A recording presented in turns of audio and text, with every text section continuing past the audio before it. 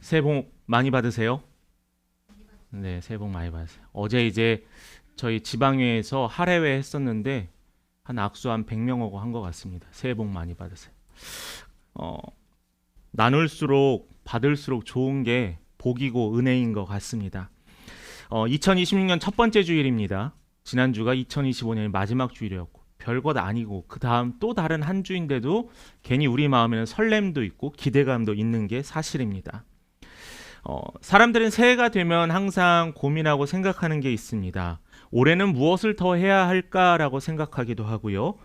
혹시 무엇을 바꾸면 내 삶이 조금 더 나아질까라고 생각하기도 합니다. 그런데 이러한 질문이 신앙생활에서도 가능합니다. 그런데 이러한 질문이 명확한 것은 없습니다. 성경 안에서는 또한 말씀 안에서는 더 기도해야 합니다. 더 예배의 자리를 지켜야 합니다. 더 하나님의 말씀에 귀 기울여야 합니다. 또 주님 말씀대로 살아야 하겠습니다. 라는 결론이 우리가 갖고 있는 결론이에요. 이미 답을 알고 있는데 스스로 또 다른 게 있지 않을까 하는 질문을 많이 던진다라는 거죠. 분명히 하나님께서는 2025년 마지막 주일과 오늘에 이르기까지 8번의 예배와 말씀의 본문을 통하여서 특별히 우리가 포커스 온 갓이라는 특별한 주제로 말씀을 우리가 듣고 또한 기도했습니다. 분명히 하나님께서 우리 함께 걷는 교회에 이 제목을 가지고 이 목표를 가지고 또한 모이게 하시고 기도하게 하신 이유는 분명히 있을 거라고 저는 확신합니다.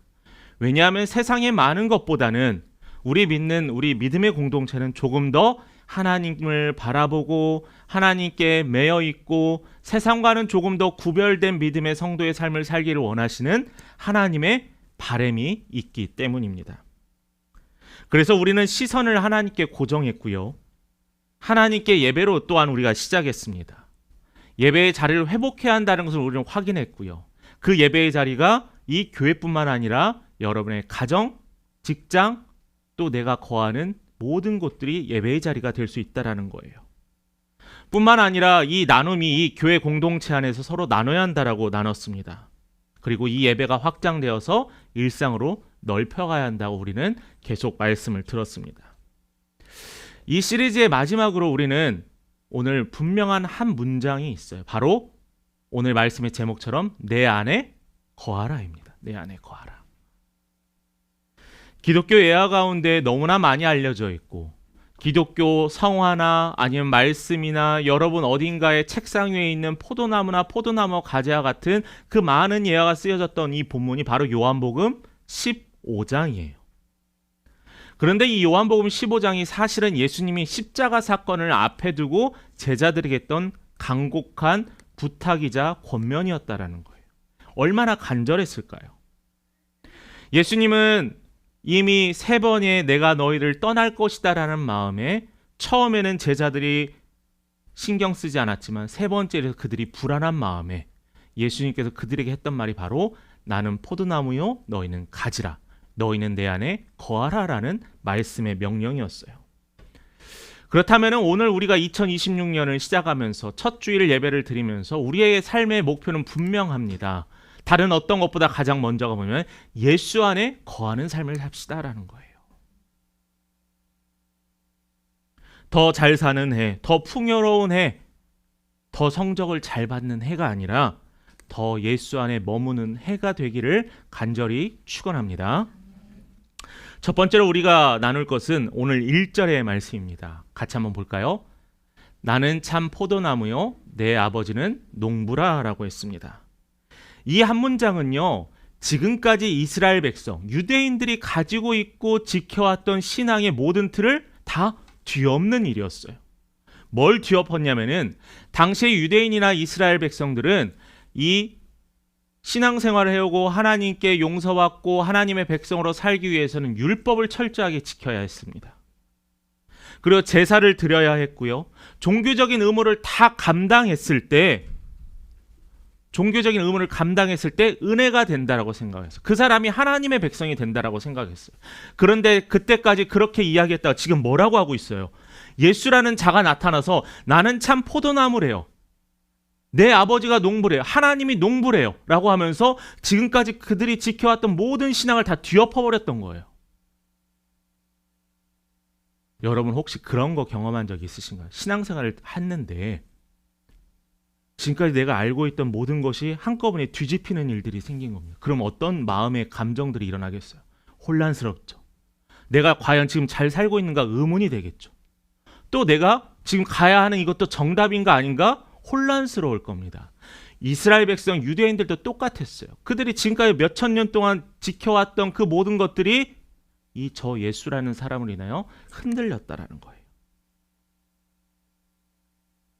뿐만 아니라 나는 참 포도나무라는 말의 의미는 하나님과 백성, 예수 그리스도와 우리와의 관계에 대한 문제, 관계.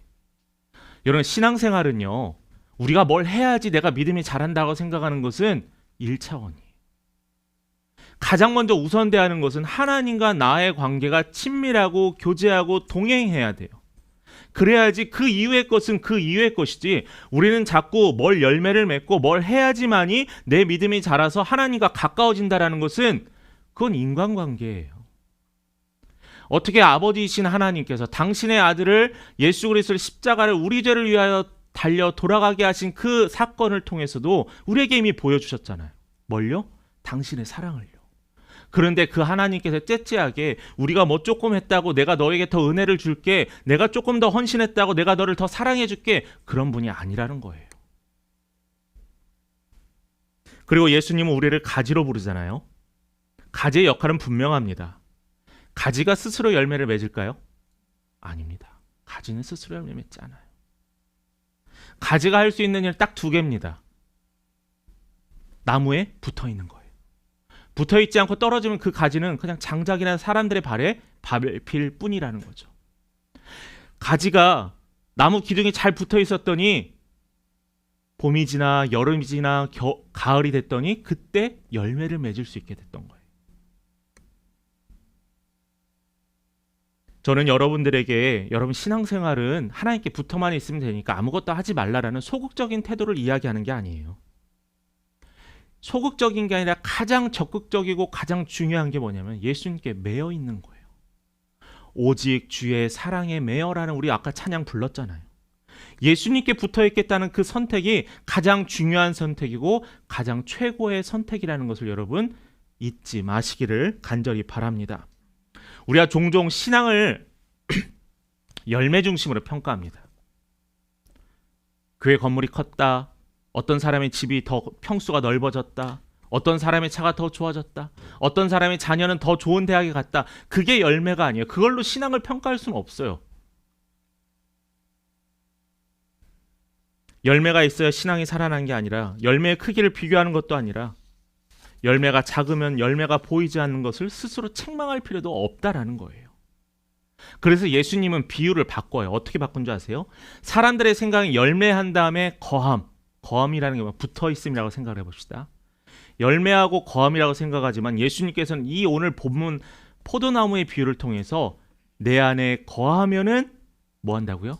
열매를 맺게 된다는 아주 지극하고 당연한 이야기를 하고 계신다는 거예요. 열매는 신앙의 조건이 아니라 결과입니다.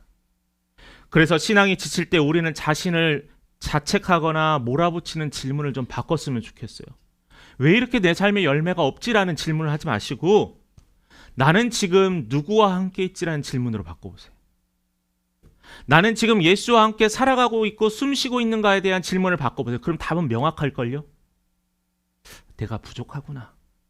내가 조금 더 이 노력을 하지 않았구나. 내가 예수를 머리로는 알면서 손과 발과 마음으로는 그 예수를 품고 살지 못했구나라는 그러한 회개의 것에 이르게 된다는 겁니다. 예수님은 그런데 이러한 이야기를 또한 하세요. 포도나무의 비유로는 가지치기를 합니다. 제 친구가 20살 때 멋모르고 포도나무 농사를 했습니다. 2,000평에 20살 친구가요. 말도 안 되죠. 뭘 할 줄 안다고. 근데 그 친구는 노동력이 쌌습니다. 왜냐하면 친구 관계가 많아서 매일마다 친구들을 데려가서 일을 시켰거든요. 저도 며칠 동안 끌려갔던 기억이 있습니다. 근데 제가 했던 일은 뭐냐, 그냥 가지를 자르는 거였어요. 가지를 자르는 거. 아까웠어요. 야, 여기에 열매가 더 맺히면은 너가 더 이익이 되는 거 아니야? 라고 했는데 아니라고 합니다. 왜죠? 상품 가치가 떨어지기 때문에. 제가 과일을 좋아해서 농산물 센터에 가서 그 폐점하는 2시 정도에 가서 과일을 삽니다. 그때 좀 싸거든요. 근데 제가 둘러보면서 과일의 상태를 보는 게 아니라 뭘 볼까요? 가격을 봅니다.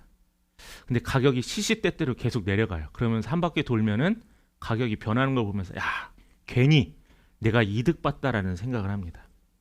근데 어떤 귤을 요즘 귤 많이 드죠. 귤 중에서 보면 큰 귤은 좀 싸고요. 작은 귤은 비싸더라고요. 맞죠? 예. 거짓 증거를 하면 안 되기 때문에. 네, 그러더라고요. 그 이유는 뭐냐면 아마 가치의 문제고 당도의 문제라고 저는 생각을 합니다. 그래서 그런데 그것처럼 예수님도 가지를 치신대요. 가지를 치는 것은요, 성장이 멈추거나 죽은 가지를 치는 게 아니에요. 어떤 가지죠? 살아있는 가지를 자르는 거예요. 성장이 가장 왕성할 때 이루어지는 작업이 바로 예수님의 이 가지치기였다라는 겁니다. 포도나무를 짓는 농부의 가지치기였다라는 거예요. 하나님께서 우리 삶에서 어떤 것을 정리하실 때, 하나님께 집중하고 하나님을 바라보라라고 신호를 주실 때 하나님은 우리의 격가지들을 쳐내신다는 거예요. 그게 필요 없는 게 아니에요. 우리 삶에 필요한 것들이에요. 그런데 하나님은 그것보다 더 우선되는 하나님께 매여 있기 위해서 우선순위의 약한 것들을 쳐내신다는 거예요. 믿음 생활 가운데 복잡합니까? 무엇을 해야 될지 어려우세요?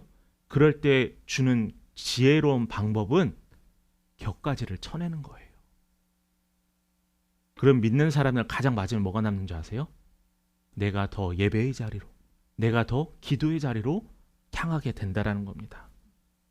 하나님은 우리를 열매 없는 가지로 낙인 찍으시는 분이 아니라 끝까지 살리기 위해서 격가지를 쳐낸다는 것을 여러분 잊지 않으시길 간절히 소망합니다. 두 번째로는 거함은 감정이 아니라 삶의 방향입니다. 예수님은 반복해서 말합니다. 우리 4절 말씀 우리 상반부만 같이 읽어볼까요? 같이 읽겠습니다. 시작. 내 안에 거하라 나도 너희 안에 거하리라. 아멘. 자, 예수님은 오늘 본문에서도 마찬가지고 3년의 공생에서도 마찬가지고 이후에 선지서들과 목회서신들을 통하여서 마찬가지로 무엇을 얘기하시냐면은 예수 안에 거하라라는 것을 계속 반복하는 거예요. 이 말씀이 그냥 여러분 많은 선택지 중에 하나를 고르라는 선택일까요? 아니에요. 이것은요, 권면이 아닙니다. 그 권면보다 더 센 예수님의 명령이에요. 왜요? 우리를 살리기 위해서요. 내 안에 거하지 않냐면은 너희가 멸망하기 때문에, 너희가 썩어져 갈 것을 구하기 때문에 예수님께서는 제발 내 안에 거하라라고 명령하신 거예요. 거한다는 게 그냥 단순히 감정의 문제일까요? 매일 은혜로운 상태를 유지하라는 뜻도 아닙니다. 거한다는 건 삶의 주도권이 누구에게 있느냐라는 거예요. 제가 어제 토요일 예배 시간 때도 함께 나눴던 말씀이기도 한데, 저도 목회자로서, 담임 목회자로서 성도님들을 어떻게 더 믿음도 잘하게 하고 또 어떻게 신앙적으로 성숙하게 하고 또 더불어서 또 하시는 일도 더 풍성하게 하고 부자 되게 하고 얼마나 많은 고민과 기도를 하겠어요. 그런데 그렇게 하기 위해서 예배 생활도 신앙생활도 삶의 습관도 이야기하지만은 되돌아보니까 아무리 내가 이야기해도 아무리 내가 성경 공부를 해도 뭐가 없으면 안 되냐면 은혜가 없으면 안 되더라고요. 은혜가. 내가 이 예배 시간에 하나님이 나에게 해주는 말씀이 딱 내 안에 한 문장만 들어오면 그게 은혜거든요. 직장 생활에서 그냥 잠깐 화장실 가서 내 앞에 있는 프로젝트를 위해서 잠깐 기도했는데 그 프로젝트가 통과가 됐어요. 그게 은혜거든요. 삶의 체험들이 있으면 은혜예요. 그래도 우리 믿는 성도들이 내가 믿음이 연약해도 내가 잘 되면 하나님이 나를 도우셨구나라는 것은 어느 정도 다 인지하고 있거든요. 그래서 저는 올해부터 기도 제목을 바꿨습니다. 성도 안에 은혜가 있게 하옵소서.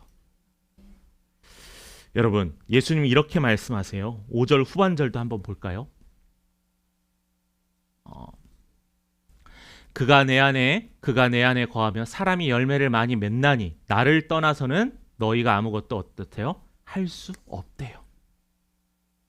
예수님께서는 나의 안에 거하라라는 말씀을 전하면서 너희가 나 떠나서는 안 되라는 거예요.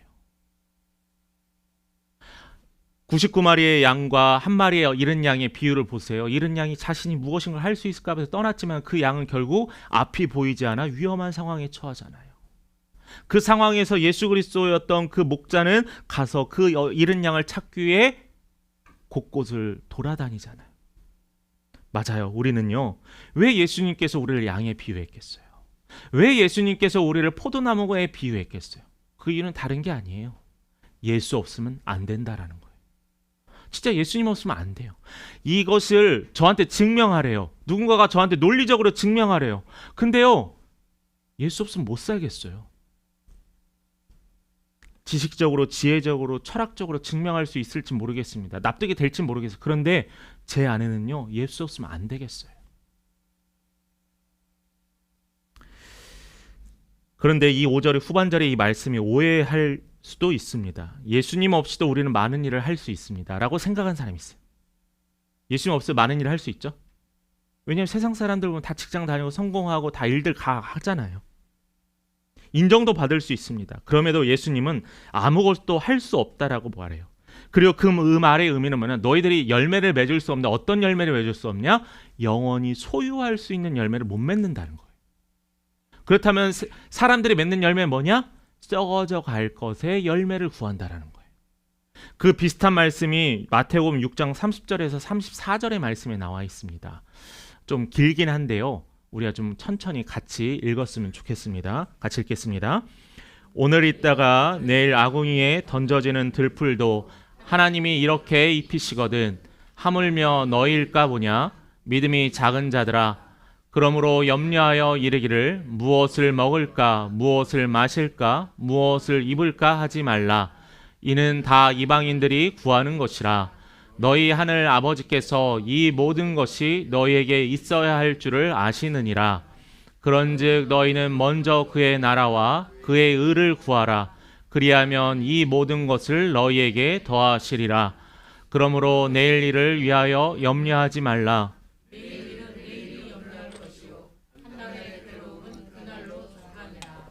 아멘. 우리 32절 잠깐 한번 볼까요? 자, 무엇을 먹을까 마실까 입을까가 다 누가 구하는 거라고요? 이방인들이 구하는 것이래요. 그런데 하나님, 그럼 이방인들이 구하면 우리는 되게 거룩하고 우리는 그냥 힘들어 사는 것이 그냥 당연한 것으로 받아들여야 합니까? 라고 질문할 수도 있어요. 그럼 그 이유에 답이 나와 있잖아요. 하늘에 계신 하나님께서 이 모든 것이 너에게 있어야 할 줄 뭐래요? 아신대요. 하나님은 우리의 필요를 아시는 분이라는 거예요. 외면하시는 분이 아니라 아시는 분이에요. 33절도 한번 볼까요? 그러면 우리에게 해야 될 게 뭐래요? 하나님이 다 아시니까 너희는 뭘 해야 되냐? 그의 나라, 그의 의를 구하라. 그러면 어떻게 한다고요? 하나님께서 내가 다 책임져 준대. 내가 공급한대. 이 마태복음 6장 앞절에 보면은 빈들의 들풀에 대한 이야기도 나옵니다. 그 들풀들이 어떻게 살아나고 어떻게 생명을 연중하겠어요? 그들이 하나님의 은혜라는 거죠. 하늘에 나는 공중의 새가 어떻게 먹을 것을 구하겠습니까? 우리가 지금까지 살아오고 누리고 있는 것도 어떻게 이루어졌습니까? 그게 다 하나님의 은혜였다라는 거죠. 여기서 중요한 현실 하나를 직면해야 합니다. 신앙의 위기는요, 대부분 갑자기 찾아오는 게 아니에요. 사실은 이미 서서히 물들어져 가고 있었어요. 예배는 계속 드리는데 마음에 감동도 없고 점점 멀어집니다. 교회에서 봉사를 이것저것 하는데 기쁨이 없어요. 내 입술과 내 말의 언어에 신앙의 언어는 있는데 내 영원한 생명이 말라갑니다. 이것은요, 특별한 죄 때문이 아니라 내가 예수께 거하지 않았기 때문에 생기는 현상이라는 거예요. 예를 한번 들어볼까요? 집에 가전제품이 있으나 이번에 TV를 엄청 비싼 브랜드의 가장 큰 걸 샀습니다. 사람들이 와 합니다. 그런데 그 가전제품이 나오지 않아요. 고장이 나지도 않았는데 나오지 않습니다. 뭐를 가장 먼저 살펴봐야 될까요? 코드, 플러그를 가장 살펴봐야 되죠. 아무리 좋고 아무리 비싸고 아무리 사람들이 좋아하는 것이라 할지라도 이 전원을 공급하지 않으면은 테레비를 사용할 수 없다라는 거예요. 이 말의 의미는 뭐냐? 우리가 예수께 매여 있어야 한다는 거예요. 우리를 공급하시는 하나님께 붙잡혀 있어야 하나요? 하나님으로부터 공급받아야 우리가 열매를 맺고 사용할 수 있다라는 거예요. 그러면 우리는 이렇게 점검해야 합니다. 나는 지금 내 하루는 무엇에 이끌려 살아가고 있는가? 나는 주님 안에 선택하며 주님 안에 머물며 선택하는가? 아니면 사람들이 어쩔 수 없는 등 떠밀림에 어쩔 수 없이 이 자리를 지키고 있는가라는 거죠. 여러분, 거함은요 하루아침에 이루어지지 않습니다. 차근차근 천천히 한 계단씩 이루어져 가는 거예요. 급하게 내가 무엇인가 하려고, 이 세상에 급하게 신앙이 성장한 방법 없습니다. 단 하나, 깨닫게 하실 때는 있겠죠. 그런데 하나님 우리를 훈련시키셔요. 우리가 따라야 할 방향을 우리는 이제는 정해야 합니다. 그리고 오늘이 그날이 시작하기를 간절히 소망합니다. 세 번째로는 열매는 목표가 아니라 자연스러운 결과라고 합니다. 예수님의 거함의 결과를 우리는 열매라고 합니다. 그러나 이 열매는 우리가 만들어야 될 특별한 성과가 아니에요. 왜요? 우리에게는 열매를 맺어라 하는 하나님이 요청이 아니라 열매를 맺게 하시면 누구라고요? 예수 그리스도가 하나님이시라는 거예요. 그래서 예수님이 열매를 요구하시기보다 먼저 거하라고 말씀하셨던 겁니다. 제가 근처에서 가끔 지난주에 식당에서 식사를 혼자 하고 있는데 옆에 딱 봐도 제가 보자, 저분들은 왠지 권사님 같은 분들이다라는 느낌이 팍 왔습니다. 그 옆에 앉아서 자리가 없어서 앉아서 하는데 아마 전도하시다가 이제 식사하러 오신 것 같아요. 그러면서 하신 얘기를 보니까 막 교회 이번 주 떡국은 어떻게 해야 되나 이제 그런 얘기 막 하시더라고요. 그 추운 날씨, 수요일이었거든요. 그 추운 날씨에 그분들은 한 거예요. 그분들은 전도하면서 또 전도지 나누면서 마음에는 하나님 하시겠죠? 라는 마음이 있습니다. 근데 그 전도지를 받는 사람 100명 중에 한 명이 안 나올 수도 있습니다. 오늘은 어떠한 성과도 안 가질 수 있어요. 그런데도 여러분, 우리는 해야 되는 거예요. 오늘 말씀을 우리가 읽고 들으면서 우리가 성경 통독을 매일매일 하면서 그 말씀이 나에게 안 올 수도 있습니다. 그날은. 근데 그날만 안 올 수도 있다라는 거예요. 여러분, 그래서 우리는 꾸준하게 하면 됩니다. 성경이 말하는 열매는 숫자나 성취함이 아닙니다. 우리의 인격이 조금씩 변화되고요. 관계가 이전보다 덜 상처를 주고요. 상황이 어려워도 신앙을 놓지 않는 이 단단한 믿음의 뿌리가 점점 뻗어져 나가면 되는 거거든요. 저는 그래서 오래 견디는 게 열매라고 생각합니다. 이 예배의 자리를 견디는 게 열매예요. 여러분들이 이미 열매를 거뒀어요. 왜냐하면 이 은혜의 자리에 함께 동참하고 있기 때문에. 예수님은 말씀하십니다. 8절 말씀 보겠습니다. 이로써 내 아버지께서 영광을 받으실 것이요 너희는 내 제자가 되리라 합니다. 하나님께서 우리가 하나님께 매여 있는 게 영광을 받는다라고 합니다. 우리는 하나님께 영광을 돌리는 삶을 보여주거나 자랑하기 위한 무대 위에서의 주인공이 아니에요. 말씀에서 소개하는 열매의 삶은 눈에 띄지 않아도 화려하지 않아도 지속되는 믿음이 하나님께 영광이 되는 거거든요. 그리고 11절 말씀 같이 읽어봅니다. 시작. 내가 이것을 너희에게 이름은 내 기쁨이 너희 안에 있어 너희 기쁨을 충만하게 하려 함이라.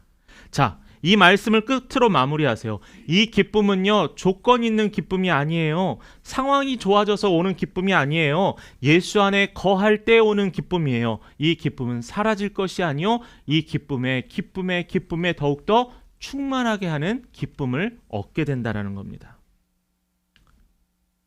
포커스온 가세 시리즈의 마지막은 메시지는 분명합니다. 여러분, 무엇을 하려고 애쓰기 전에 내가 예수께 거하고 있는가? 내가 예수께 붙잡혀 있는가?